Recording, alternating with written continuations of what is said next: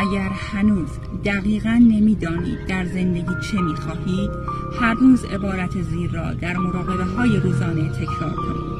آنها را به طور مرتب تایید کنید تا طرح الهی را هر چه سریعتر با چشمان خود مشاهده کنید.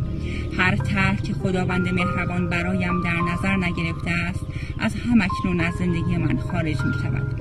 مرحله بعدی در طرح الهی زندگی من به سرعت به اجرا خواهد آمد. دوستان عزیز، اگر تا الان نمیدونید به چه دلیلی به این دنیا اومدید و مأموریت زندگی شما چیه، پیشنهاد میکنم این کتاب رو بخونید و همراه این کتاب یک بوکمارک از ما هدیه بگیرید. با این خریدتون هم از من و هم از دوستم که در این تولید محتوا و همینطور تولید این بوکمارک ها به ما کمک میکنن حمایت میکنید. از همتون ممنونم.